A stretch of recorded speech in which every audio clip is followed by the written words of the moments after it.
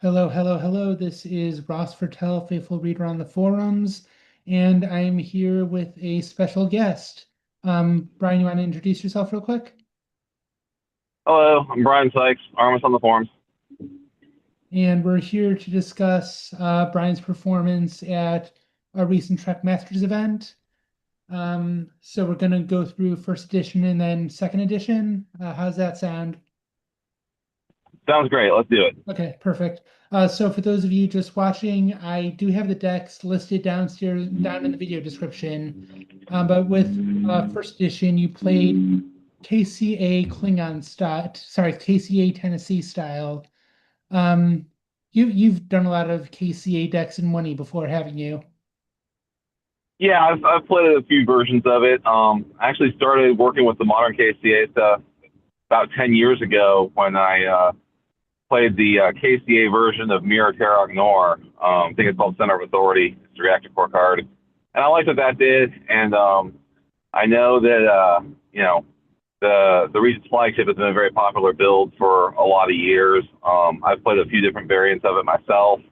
And this variant is, I got the original idea from Ben Haas back in like 2016, and I've sort of, taken some of my own stuff and built on his foundation and come up with this current version of the deck, which I think is one of the better versions. I like to call it my Swiss Army knife deck because it has answers for a lot of things, and a lot of those things came up during the tournament. So it was definitely a good deck choice for our Masters. Yeah, you mentioned Center of Authority, and I couldn't help but notice that isn't in your deck at all. No, that was my first foray into KCA because you can't play Regent's Flagship and Center of Authority in the same deck. But I have played a few Center of Authority builds. That's actually where I started with KCA. I started with Center of Authority, won a regional with that years ago using a two-mission wind build with Cytherians and Offcell Vase and two quadrants. And then I've been playing more of the Regent's Flagship more recently, especially at high-level events because the starting with Regency 1 in play is definitely very helpful and can be a good meta answer to a lot of aggressive deck types out there. Yeah, I saw that you're yeah, I think like a lot of your prior or a lot of KCA decks, you're using the Battle Bridge auxiliary control, which is useful when you have a lot of different affiliated ships. And I'm bringing up Regency 1. Oh yeah, that is a nice way to start things out. And you also said that Regent Wharf was kind of like money in the deck. Yeah, so this is, and I gotta give credit. This is Ben Hoff original tech here, copyright TM, etc. But it's actually really good because the original Regent Wharf does not get utilized as much. And I use both Wharfs in this deck because turn one, new Regent Wharf is essential. That gets you your taking charge. That sets up your objectives on your planet missions, your store coming togethers, and your HQ secure homeworlds. That's critical to have to get the deck rolling. But once he's come out and done his downloads, persona swapping in the original Regent Wharf leads to a lot of interesting things. So first off, he downloads Make It So, which Make It So is is an amazing card in this deck for a lot of reasons. But the fact that you can download it with him, and now you have the auxiliary battle bridge, which is that's a relatively new change. I think I first put that in my version that I played last year at Masters. Having those two things combo together, where you can stack the Make It So for a Ready Room Door, and then get it right back out, is very helpful because usually what I try to do is I get Regent Wharf down turn one on the Regency 1. I download the Pride of the Fleet and Taking Charge, and then I stack Make It So like first thing to get the Ready Room Door and start popping out Captain's Orders. And then I get my Process Ore going at the Nor, because the Alliance Nor is a critical piece of this whole deck. But, for many reasons, but the first reason is the Processing Ore. You get that going early on. That's why I have multiples of Overseer Odo, because he plays for free and he downloads Process Ore, so that's usually pretty easy to set up.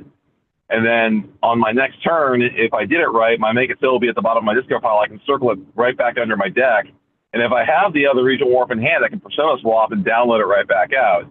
Sometimes that doesn't always happen at the same time. Sometimes it takes a couple turns to get everything, before it happens. But having the make it so in play on the table can be very useful, not only for mission attempting, but also if you're having to battle a more aggressive opponent and you need to unstop your ship and take another shot to either finish off one of their ships or run away or whatever you have to do depending on the matchup. It gives you a lot of versatility. Yeah, and how often were you able to really take advantage of the Battle Bridge auxiliary control? I saw that you've got the Galaxy one, you've got the Vulcan one in there. Yeah, I mean, so if I'm being real honest, if you really want to build a super aggressive KCA variant, you're probably better off with the original Battle Bridge using the Cardassian specific and the Klingon specific tactics. But I found that the trade off for the extra make it so basically for free, because I used to be a C card in the deck, and I'm trying to keep my C cards to a minimum so I can have a lot of dilemmas. The tactics I use, they're good in battle. They'll definitely help, but really what I use them for is dilemmas. So I have a couple dilemmas and various combos that do flip damage, and that can put some casualties or cripple range or any number of things. And so I'm not necessarily looking to battle, but if an opportunity to battle presents itself, then I definitely have the tools to take advantage of it. And I see that like with Photon Torpedo, that takes out security, which can help you plan your dilemma combos a little bit more too. Yep. Yeah, I don't play on any one specific tactic hitting because with 13 different tactics, you never know what you're going to get. But I try to include tactics that do pretty good attribute reduction and inflict casualties. So there's a lot of random kills. There's a few targeted random kills.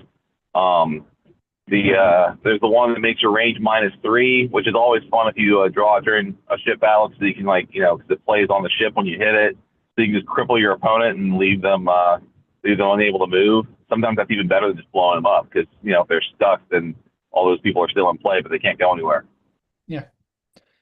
So if you were to play this deck again, what other adjustments would you make? Would you take anything out, put anything in? Yeah, I will say this. I got to give credit to the design team because I actually had to make some meaningful choices when it came to selecting my ref cards. Because at a major event, I'm going to bring a ref deck. There's always, people looking to do ruffable shenanigans. Stratagema came in very handy. The new shapeshift inhibitor came in very handy. But the one, some stuff I took out that I might need to find room for is I took out white deprivation, and I took out the Wake of the Borg.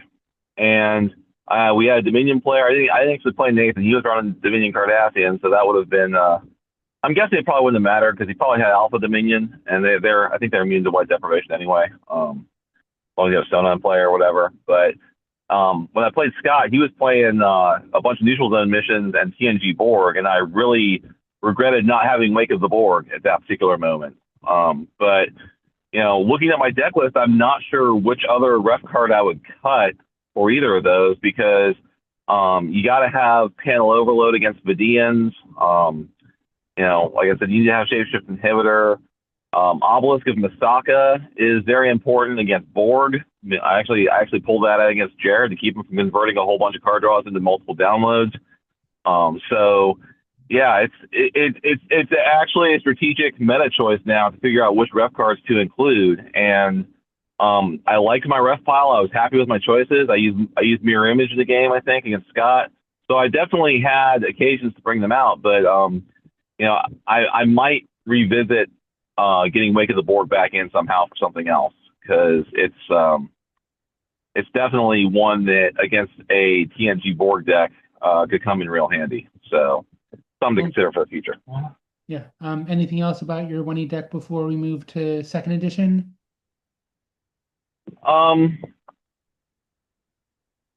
Let's see. I think I've basically covered most of it. Like I said, it's designed to maximize versatility. So like I said, I've played multiple builds in the past. I've used Homestead multiple times.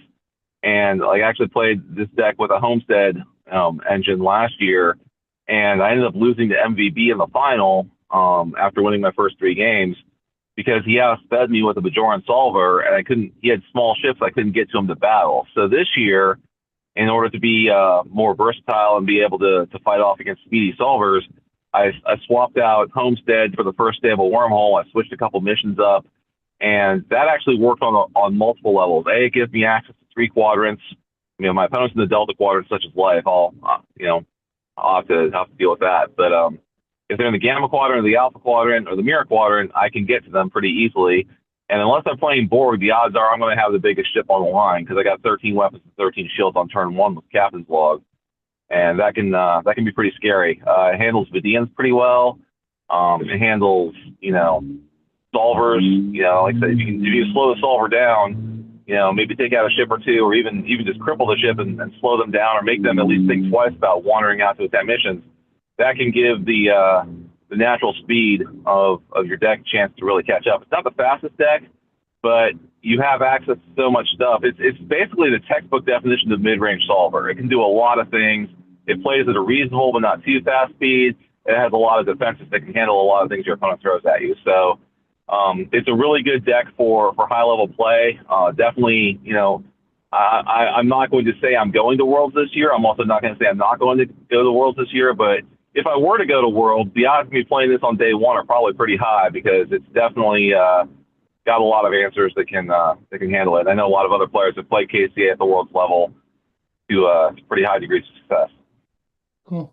So yeah, moving on to second edition, you played the good old Cardassian discard. I sure did.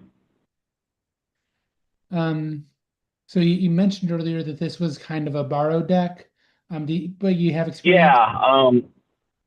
So I have this notoriously bad habit of not getting my main event deck built before the Alabama Masters every year. I did it last year. I did it 2 years ago.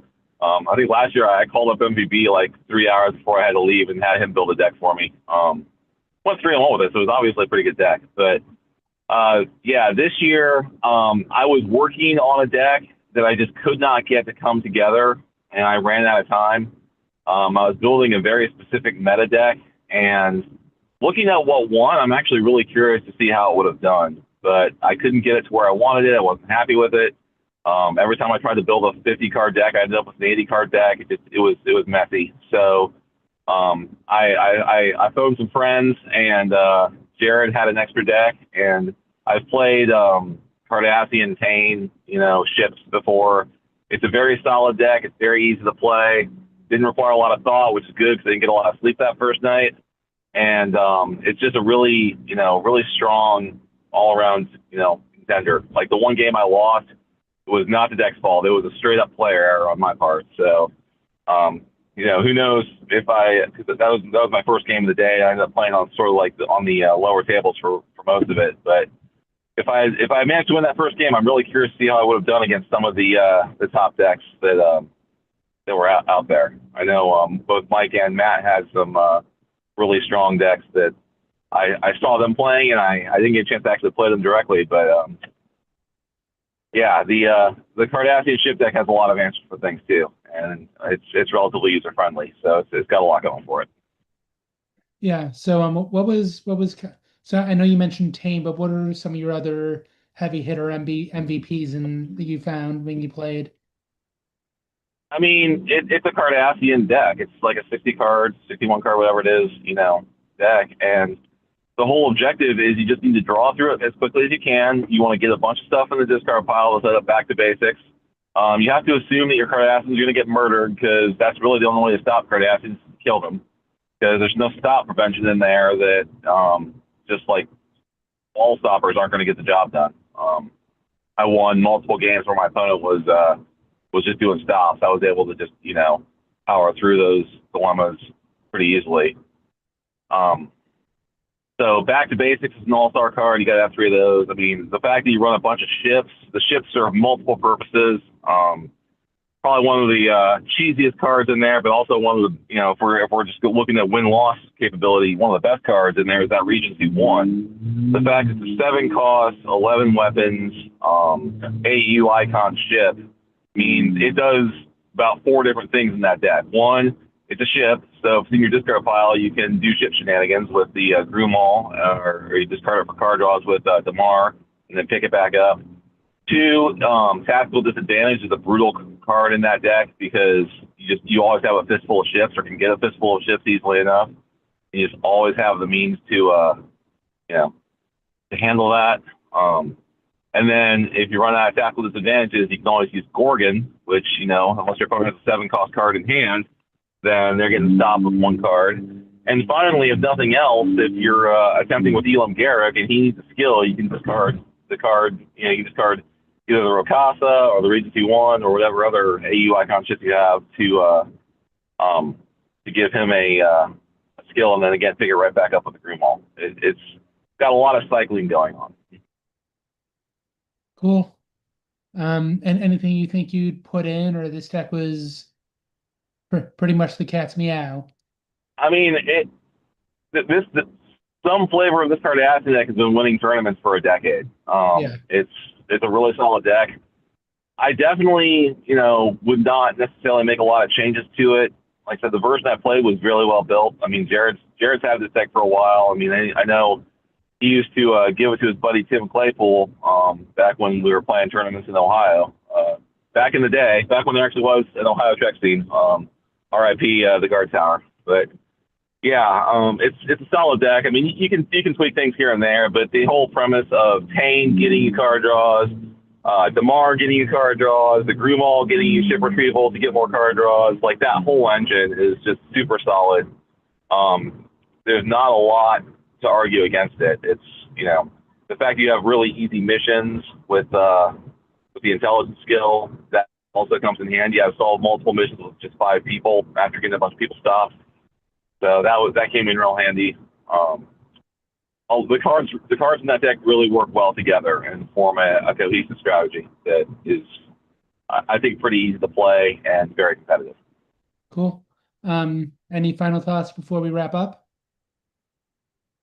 Yeah, I just want to give a shout out to Mike Gillespie, Dirt for a Day on the forums.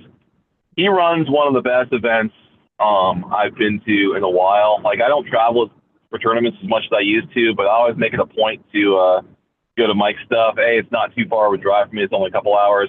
But B, he runs a great event. The Mark Phillips Memorial Tournament weekend is really quality time. A lot of good players, a lot of competitive players. We had MVB and Hoffman come in. We had Scott and Nathan coming from North Carolina. We had Ryan Sutton on the 1E side.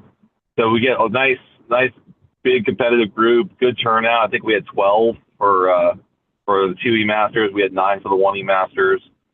We had 12 for the side events. I mean, there's definitely a lot of player enthusiasm and passion, for these events. So I just want to give a shout out to Mike and the whole Birmingham crew for their efforts to keep this thing going. Yeah. Yeah. Met Mike, met the Birmingham crew, great guys, totally co-sign that. So Brian, thank you very much for going through your decks. Thank you everyone for listening. Again, the decks are down in the description. So yeah,